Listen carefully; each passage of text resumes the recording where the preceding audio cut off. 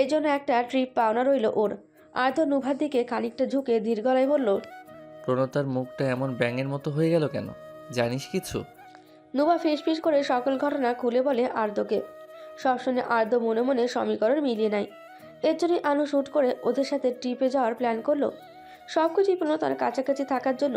নুভা কনুই দ্বারা আর্দ্রকে খোঁচা দিয়ে বলল। আনেশটা কার রেফারেন্সে যাচ্ছে? আর্দ্র কণ্ঠে অবাকের রেশ টেনে বলল, রেফারেন্স নিবে কেন? সে নিজেই তো ইউনিভার্সিটি থেকে অনার্স কমপ্লিট করেছে। তুই সব ভুলে যাস কেন নূভ? জবাব দিল না নুভা। আল্লাহর কাছে দোয়া চেয়ে নিল যাতে আনুষ প্রণতার মাঝে সব পাক্কা হয়ে যায়। বহুকাল বাদে শান্তিতে একটা বিয়ে খাওয়া যাবে, তা আবার প্রাণপ্রিয় বান্ধবীর। পরপর বাসে প্রবেশ করলো বারিশ আর প্রফেসর তৌসিফ। সকল শিক্ষার্থীদের মাঝে আর্দ্র এবং আনুষের উদ্দেশ্যে প্রফেসর তৌসিফ বলল, আমি কি জানতে পারি নিজেদের বাস রেখে তোমরা এখানে কি করছো? প্রফেসর, আমি স্টুডেন্ট প্লাস গার্ডিয়ান হিসেবে এসেছি। আর আমার যাদের দেখে রাখার কথা তারা এই বাসেই। আর্দ্র চট করে উত্তর শুনে স্বচ্ছ চিকন ফ্রেমের চশমার আড়ালে তাকায় বারিশ। আর্দ্র আগে থেকে জানতো তাকে এই নিয়ে জবাবদিহি করতে হবে, তাই বোধহয় ঠোঁটেই রেখেছিল উত্তরটা। পরিকল্পনা অনুযায়ী প্রফেসর তৌসিফের দায়িত্ব হচ্ছে আর্দ্র আসানের প্রতি খেয়াল রাখা। একদিক হতে ওনার জন্য ভালোই হলো, দুই ভাই একই বাসে থাকলে তারই সুবিধা। তাই আর কথা বাড়লেন না তৌসিফ। বালিশের পাশাপাশি বসতেই বাস স্টার্ট দেয় ড্রাইভার। হই হুল্লোড়, চিৎকার চেঁচামেচি শুরু। যে যার মতো বন্ধু মহলের সাথে আনন্দ উল্লাসে ব্যস্ত। বাস হাইওয়ে ধরে চলতেই জানালার কাচ ছড়িয়ে মাথা বাইর করে তিজা। ভোরের স্নিগ্ধময় বাতাসে প্রাণ ভরে নিঃশ্বাস নেয় সে। সানগ্লাসের আড়ালে এই দৃশ্য থেকে আসানের রৌষ্টদয় আলগা হয়ে গেল খানিকটা। ছোট ছোট অবাধ্য চুলগুলো বাতাসের ছোঁয়ায় মেয়েটার চোখ মুখ স্পর্শ করছে। ঘন পাপড়ি বদ্ধ আখি যুগল। হাওয়ার তালে তালে অধর জোড়ার মৃদু ভঙ্গির কাঁপুনি ঝড় তুলেছে আসানের হৃদয়ে। এতটা ভয়ঙ্কর অনুভূতি জীবনে অনুভব করেনি সে। অকারণে এভাবে চেয়ে থাকার কোনো মানি হয় না, তবে চেয়েও নজর সরাতে অক্ষম সে। তাকিয়ে থাকা দায়ী হয়ে পড়েছে যে। প্রণতা হাঁসফাঁস করছে। আনুষের পাশে খুব অস্বস্তি লাগছে, অথচ ওদের মাঝে বিস্তর ফাঁকা। তবুও কেমন যেন অস্থিরতা কাজ করছে ভেতরে। শেষমেশ নিজের সাথে না পেরে ব্যাগ হাতিয়ে ইয়ারপড খুঁজতে লাগলো। হাতে পাওয়ার পর ইয়ারপডের চার্জ নেই দেখে আশাহত হলো প্রণতা। ব্যাগে জায়গা না থাকায় পাওয়ার কিট তিজার কাছে দিয়েছিল সে। তিজা ঠিক তার দুসারি পেছনে বসেছে। এখান থেকে ডাকা সম্ভব না, এত শব্দের মাঝে শুনবে না বোধহয়। বিপদ যখন আসে সব দিক থেকে আসে। দীর্ঘশ্বাস ছাড়ে প্রণতা। হঠাৎ অনাকাঙ্ক্ষিত স্পর্শ পেয়ে চকিত ভঙ্গিতে ডানে তাকায় মেয়েটা। আনুষ ওর কানে একটা ইয়ার প্লাগ লাগিয়ে দিল, অন্যটা আগে থেকে আনুষের বাম কানে বিদ্যমান। প্রণতা কিছু বলার পূর্বেই প্রিয় একটা গান ভেসে এলো কর্ণকুহারে। কিছুক্ষণের মধ্যে স্থির হয়ে সিটে হেলান দিয়ে বসলো প্রণতা। সঙ্গীত বলতেই অজ্ঞান সে। আনাস ইয়ার প্লাগ খুলে সন্তর্পণে প্রণতার অন্য কানে লাগিয়ে দিল। বিশেষ করে প্রণতার জন্য সে আগে থেকেই ফোনে প্লেলিস্টে একের পর এক পছন্দের গান সাজিয়ে রেখেছে। তবে এখন গান শোনার চেয়ে চুপ করে প্রণতাকে দেখতে বেশি ইচ্ছুক আনুষ। বারিশ এবং তৌসিফের ঠিক পেছনের সিটে আর্দ্র নুভা। তারা দুজনে ওদের মতিগতি বোঝার চেষ্টা করছেন। মূলত নুভা আর্দ্রকে কিছু দেখাচ্ছে, তবে আর্দ্র সেই বিষয়ে মোটেও আগ্রহী না। নুভা ফোনের স্ক্রিন আর্দ্রের মুখের সামনে ধরে বলল, দেখ, এই হারামজাদায় ডাবল না, ট্রিপল টাইমিং করছে। যাই কোষ, এই তারের খাম্মার মতো লম্বাগুলোর মতো কেউ চিট করতেই পারে না। গাধাগুলো ভাবে ওরা সব জায়গায় ইলেকট্রিসিটি সাপ্লাই দিতে পারবে। ওই, তুই মনে হয় 5 ফুট হবি। থাপড়ে দাঁতের পার্টি আলগা করে দেব। কিসের 5 ফুট? আমি 6 ফুট 3 ইঞ্চি হাইট। 8-10টা মেয়েদের চেয়ে একটু বেশি বলে হাইটে বড়দের ছোট করে দিবি তুই? এত অহংকার! আর্দ্রকে লেগে যেতে থেকে নুভা ড্যাব ড্যাব করে চেয়ে নাটকীয় ভঙ্গিতে বলল, ও মোর জ্বালা, দেখ সোনি কারবার, তুই এমন খেইপা যাস কেন? হ্যাঁ, তুই এমন খেইপা যাস কেলা? তোর কোনো জায়গায় ইলেকট্রিসিটি সাপ্লাই দিতে সমস্যা হইতেছে নাকি? আরে বেটা, খালি একবার মুখ ফুইটা ক, এক্ষুনি তোর সবগুলা বয়লার মুরগি হাজির করবো। দোহাই লাগে, আল্লাহর ওয়াস্তে চুপ কর, একটু ওয়েট কর। নাস্তার জন্য সময় করে বাস থামবো, তখন পেট ভরে খেয়ে নিস। এখন একটা ঘুম দে। আইসা আমি শিক কাবাব ঢাকাইয়া পরোটা, মুরগি মুসলম, আলু গোস্ত খামু। দড়ি দিয়ে বাইন্ধা তোরে বাসের পিছনে ঝুলাইয়া নিয়া যাব। বুফেতে নিয়া যাইতাছি তোরে, খালি পারে লাফাইতে। এত লাফাস কেন? তোর এই লাফাইন না ভাব কবে কাটবো?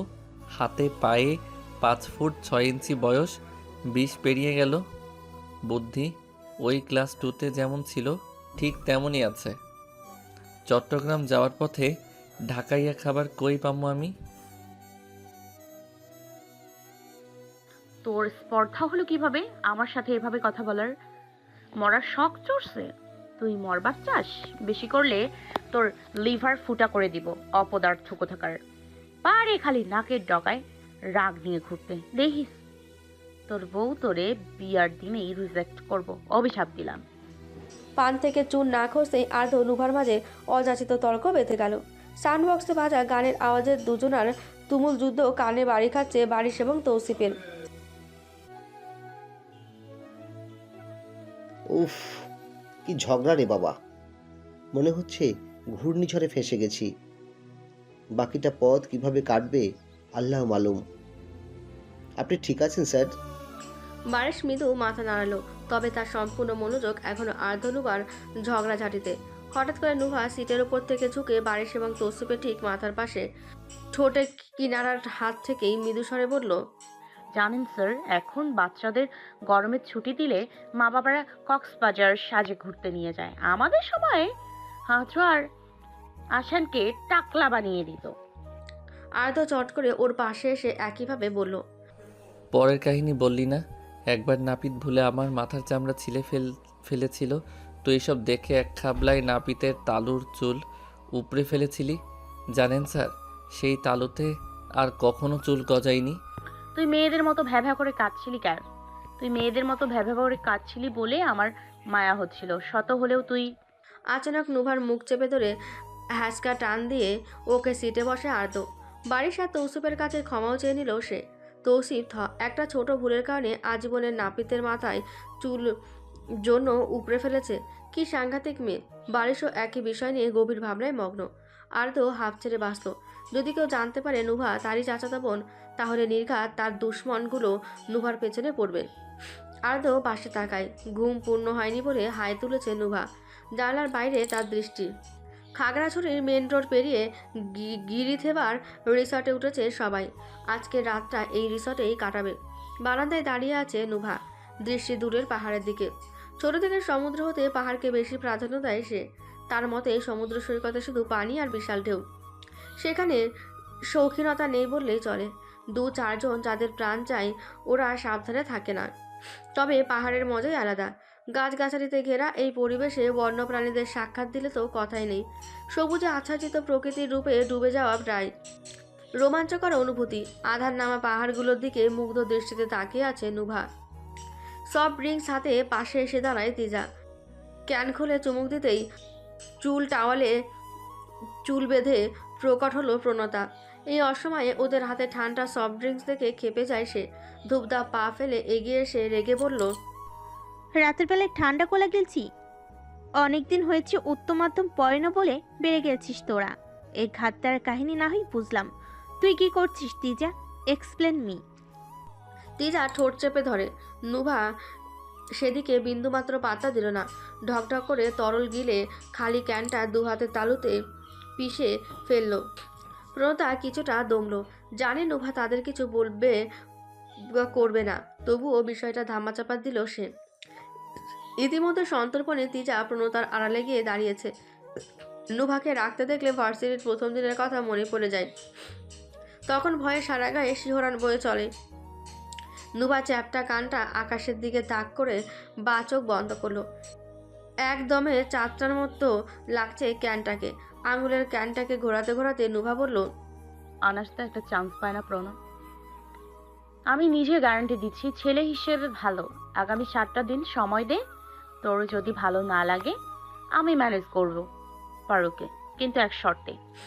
চকিত তাকালো প্রণতা। তিজাও অধীর আগ্রহে পূর্ণ দৃষ্টি মেলে চেয়ে আছে। নুভা ওদের মুখোমুখি দাঁড়িয়ে ঠোঁট প্রসারিত করে হেসে বলল, যদি তোর মনে একটা বার হলেও মনে হয় যে আনাস যোগ্য প্রার্থী, তাহলে আই এম সরি পূর্ণ। আমি নিজে দাঁড়িয়ে থেকে তোদের বিয়ে দেব। বদলাতে তুই বদলাতে তুই বন্ধুত্বপূর্ণ এই সম্পর্ক ভেঙে দিলেও আমি কিছু বলবো না। বিস্ময় ভরা নয়নে তাকিয়ে রইল রমণীগণ। নুভার বাক্যে নয়, তার মুখে হাসি দেখে অবাক তারা। তিজার প্রতি হিংসে হচ্ছে এখন। কদিনের বন্ধুত্বে সেই জিনিস দেখা পেল না আজ অবধি। প্রণতা নিজেই দেখেনি। প্রণতা মনে করতে পারছে না কখনো নুভাকে হাসতে দেখেছে কিনা। তিজা অপলকভাবে চেয়ে আছে। দ্বিতীয় দফা দেখায় মুচকি হাসি দেখে মেয়ে হয়েও ফিদা হয়েছিল তিজা। আজ নুভার হাসি দেখে প্রেমেই বোধহয় পড়ে গেছে এমন একটা অবস্থায়। ঘোরের মাঝে আনমনে তিজা বলে উঠল, সব সময় এই হাসি মুখে রাখলে কি হবে? জবাবের অপেক্ষায় বহু কষ্টে শুকনো ঢোক গেলে প্রণতা। নুভা খিলখিল করে হেসে উঠে বলল, হেটার্সরাও ভালোবেসে ফেলবে। দরজার কড়া নাড়ায় স্বাভাবিক হয় প্রণতা। তিজা এগিয়ে দরজা খুলতে থাকে আসান দাঁড়িয়ে ফোন কল করছে। দ্বিতীয়বারের মতো থমকে গেল তিজা। সদ্য গোসল ছেড়েছে আসান। পরনে ব্লু টি শার্ট, সাদা গাভার্ডিন। আধ ভেজা চুলগুলো এলোমেলো হয়ে পড়ে আছে কপাল জুড়ে। বেশ স্নিগ্ধ লাগছে ছেলেটাকে। আচ্ছা, এই ভাই বোনেরা কোনো কালা জাদু টাদু পারে নাকি? নয়তো কিছু না করেই কিভাবে একটা মানুষের দৃষ্টি আকর্ষণ করে ফেলে? ফোনের দিকে তাকিয়ে এক হাতে চুল ছেড়ে আসান বলল, খাগড়াপুর যাবি কিনা আর্দ্র জিজ্ঞেস করেছে।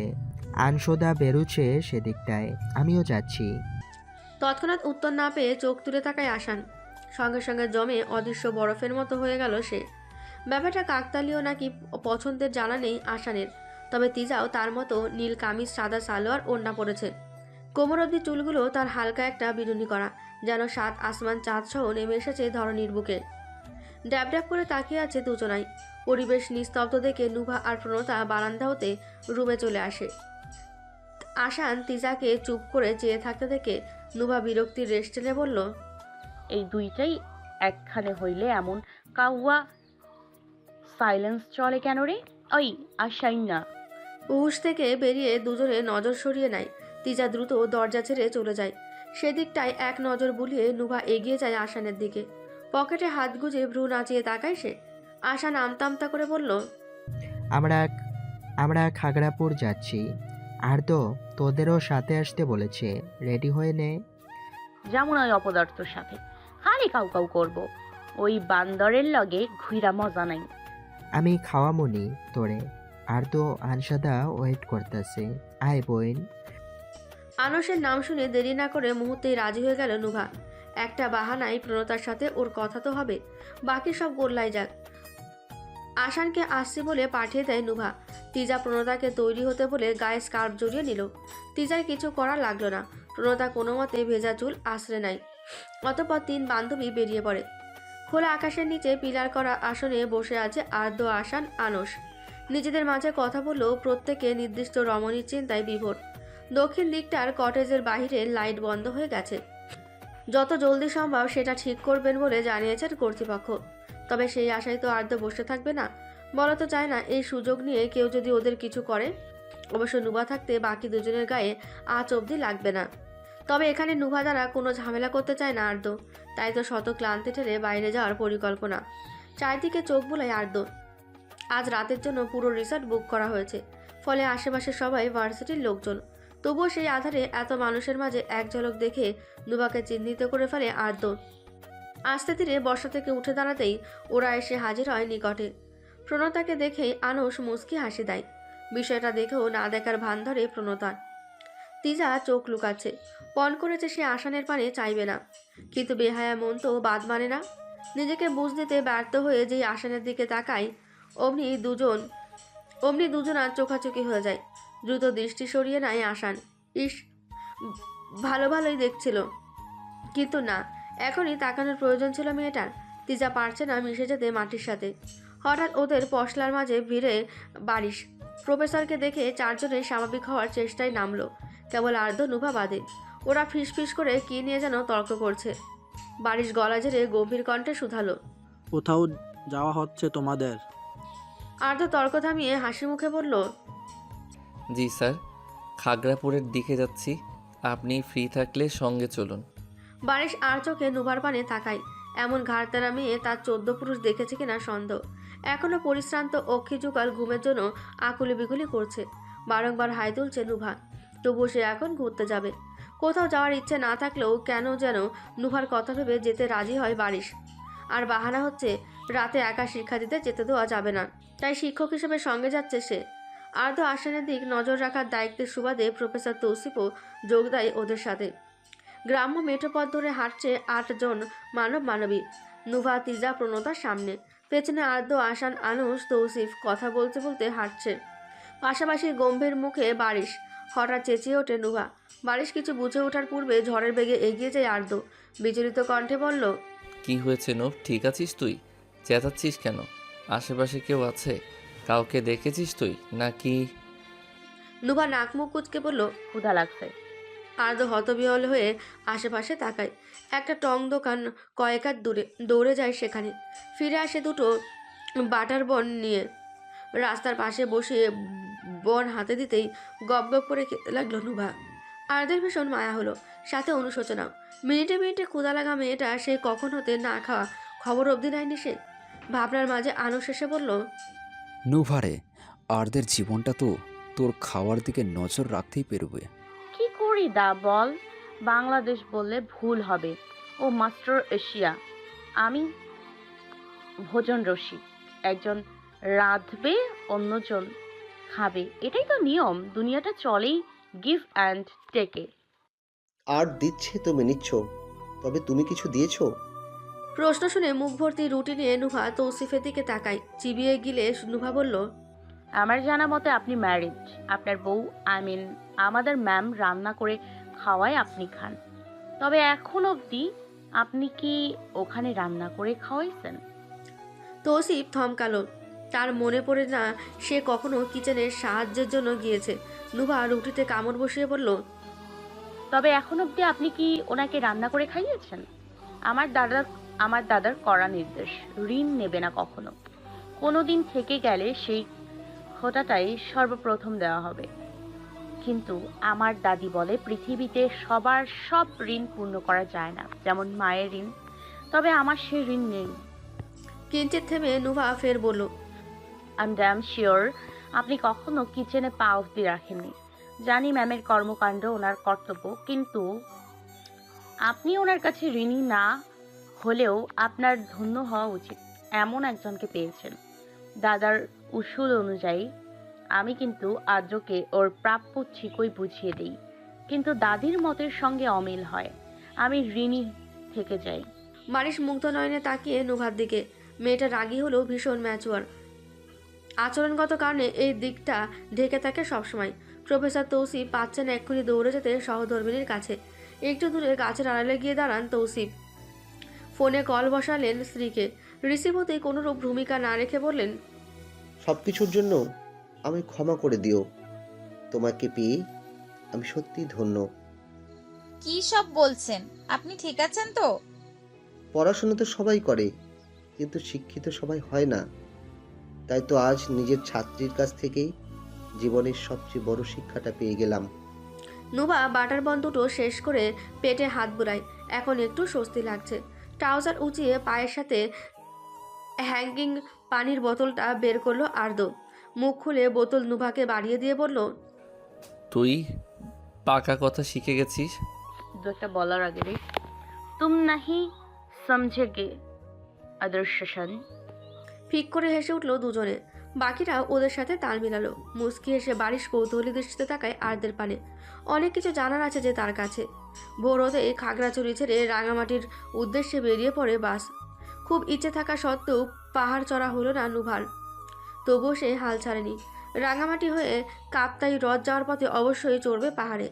এবারও পেছনের সিট পাওয়া হয়নি, তবে ভাগ্যক্রমে ড্রাইভারের পেছনের সিট পেয়েছে 4 জন। প্রণতা কানে এয়ারপড লাগিয়ে হেলান দিয়ে চোখ বন্ধ করেছে। সকালে জাগায় অভ্যস্ত সে। বাঁ পাশে তিজা ঘুমে তলিয়ে যাচ্ছে প্রায়, তবুও বাসের ঝাঁকিতে পারছে না ঘুমাতে। তবে ডান পাশে থাকা আসান সেই কবেই প্রণতার কাঁধে মাথা রেখে ঘুমিয়ে গেছে। বলা যায় হিংসা করেই আসানের মাথাটা নিজের কাঁধে রাখলো আনস। বিষয়টি খেয়াল করেও না বোঝার ভান করল তিজাকে আগলে ধরে গানে মগ্ন হয় প্রণতা। অন্য পাশে এক সিট পেছনে বসেছে বারিশ। ঠিক পাশে মনোযোগ দিয়ে আর্দ্র আসানের খুঁটিনাটি বিষয়গুলো খাতায় নোট করছেন তৌসিফ। তবে তিজার ঘুমের মতো তার লেখায়ও ব্যাঘাত ঘটাতে ব্যস্ত এবড়ো খেবড়ো রাস্তা। বাসের বেসামাল গতি, পারছেন না গালি দিতে ড্রাইভার ব্যাটাকে। কিছুক্ষণ বাদে বাদে পেট্রোল ভরতে থামায় দ্রুত নোট করতে লেগে পড়েন তৌসিফ। বই পড়ার ভান ধরা বালিশ আর চোখে তাকায় পাশাপাশি সিটে। আরদের গা ঘেঁষে হেলান দিয়ে দু ঠোঁট ফুলিয়ে ঘুমাচ্ছে নুভা, আর ওর মাথায় গাল ঠেকিয়ে তন্দ্রা করে জানালা দিয়ে বাইরে তাকিয়ে আছে আর্দ্র। যে কোনো সময় সেও ঘুমিয়ে পড়বে এমন অবস্থা। প্রশ্ন না করা হলেও আর্দ্র নুভাকে দেখে যা বোঝার বুঝে নিয়েছে বারিশ। হঠাৎ মাইক হাতে দাঁড়িয়ে পড়লেন প্রিন্সিপাল আজাদি। প্রফুল্ল মনে তিনি গলা ছেড়ে বললেন, শুভ সকাল সবাইকে। সর্বপ্রথম আসা যাওয়ার জন্য 2 দিন এক্সট্রা দেওয়ার জন্য আমি ধন্যবাদ জানাতে চাই আমাদের সভাপতি সাহেবকে, যিনি এখন আমাদের মাঝে নেই। ধরফরিয়ে উঠল সবাই। সকলের উজবুক দৃষ্টি দেখে ভরকে যায় আজাদি সাহেব। ভাইস প্রিন্সিপাল মৃদুস্বরে কানে কানে বললেন, কাহিনী ধরতে পেরে সাথে সাথে জিভা কাটলেন প্রিন্সিপাল আজাদি। ভুল শুধরাতে তিনি গগন কাঁপানো হাসি হেসে বললেন, তিনি নিজের বাড়িতে আছেন। যাই হোক, আজ আমাদের ট্রিপের প্রথম দিন শুরু হচ্ছে। আশা করি তোমরা সবাই খুব এনজয় করবে। নিজেদের বন্ধু সবাই এবং শিক্ষক শিক্ষিকাদের সঙ্গে শুভকামনা রইল। নিজেই ফের হেসে উঠলেন প্রিন্সিপাল আজাদি। আর্দ্র ভ্রু কুচকে তাকিয়ে আছে ওনার দিকে। শেষে এটা কি বলল?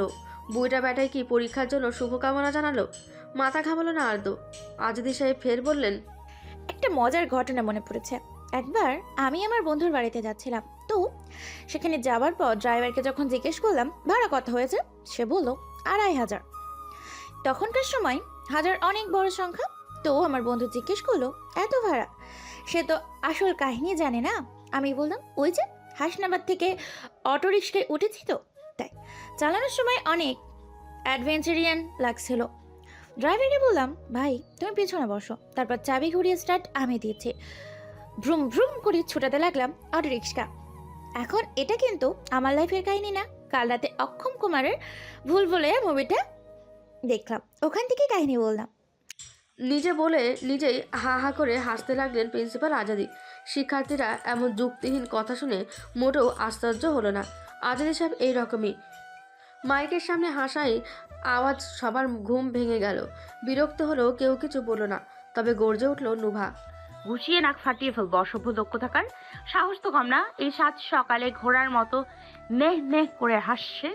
লাঠি দিয়ে এটাকে বাস থেকে নামা, নয়তো আমি গলা টিপে মেরে ফেলবো। পুরো বাসে থমথমে ভাব ছড়িয়ে পড়ল। চোখ মুখের ঘুমঘুম ভাব কর্পূরের ন্যায় উবে গেছে সবার।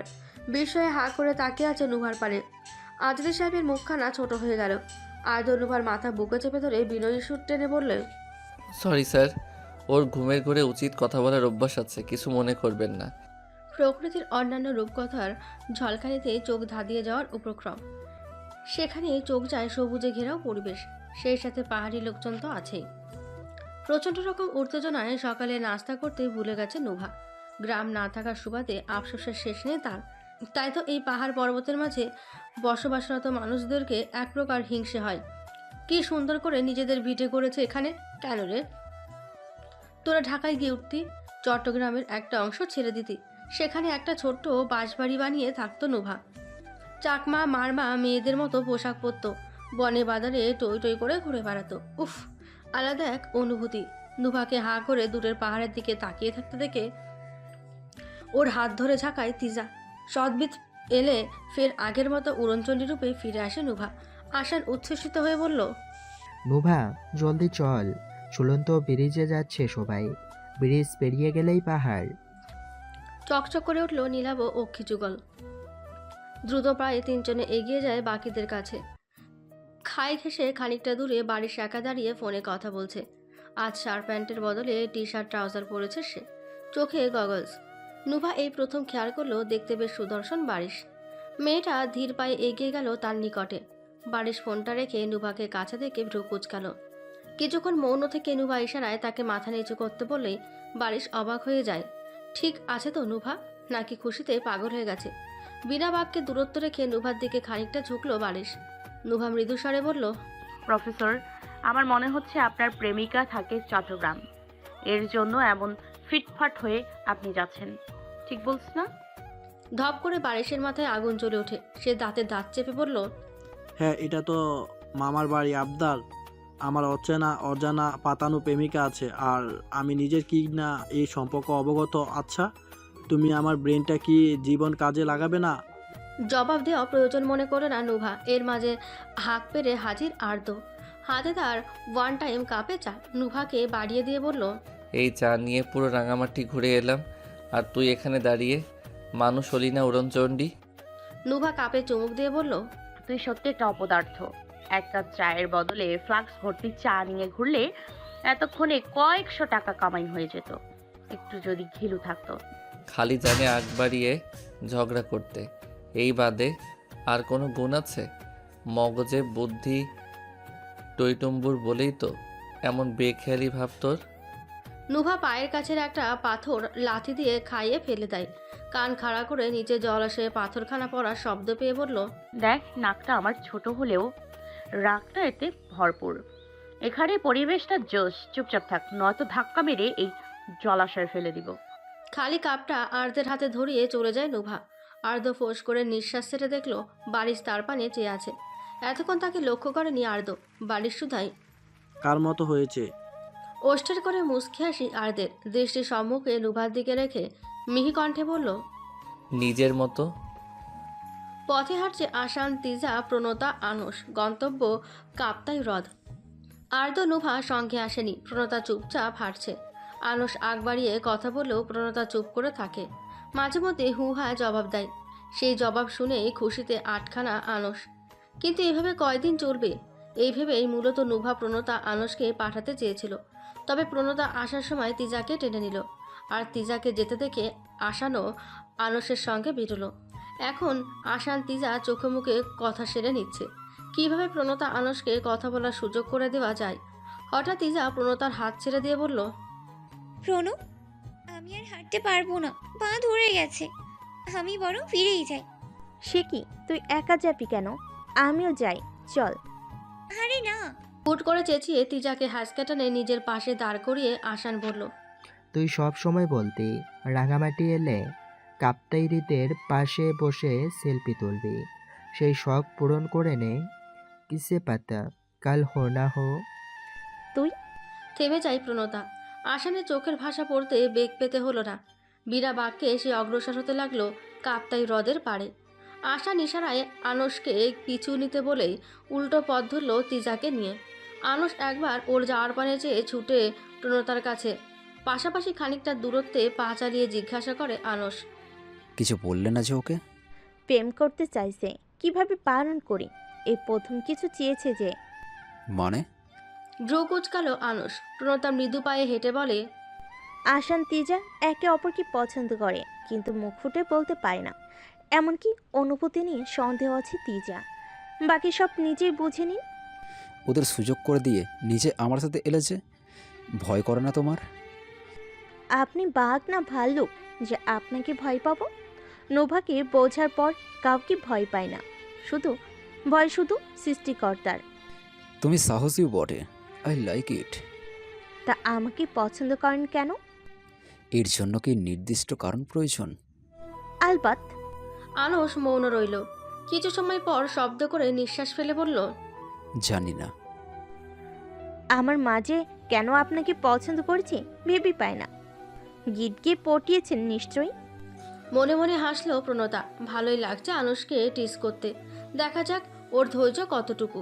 আনস পকেটে হাত পুরে বলল, হবু শাশুড়ি গীত করেন, তার মেয়ের হবু বর গীত না পারলে কি মানায় বলো? তবে হ্যাঁ, ওনাকে কিছু করে পড়াতে হয়নি, উনি নিজে থেকেই। কিঞ্চিত থেমে আনস মিহি কণ্ঠে বলল, বিশ্বাস করো বা না করো, আমার গীত শুনলে তুমি প্রেমে পড়বে নিশ্চিত আমি। মুখ বাঁকালো প্রণতা। চোখে প্রতিযোগিতার আহ্বান জানিয়ে এগিয়ে গেল সে সামনের দিকে। আনস হাঁটার গতি কমিয়ে দেয়। আপন মনে হেঁটে চললেও প্রণতার মন এখন অধীর আগ্রহে অপেক্ষা করছে আনসের কণ্ঠ শোনার। মন বোঝে না, বোঝে না, বোঝে না, মন বোঝে না, বোঝে না, পড়ছে কেন বিনা মেঘে বাজ, পদ্ম লেখা আমার তো নাই কাজ, চাইছি দিনে অল্প দেখা তোর, পাল্টে দিলে আমার গল্পের মোড়, কিছুতেই উপায় মেলে না। ও মন বোঝে না, বোঝে না, বোঝে না, মন বোঝে না, বোঝে না।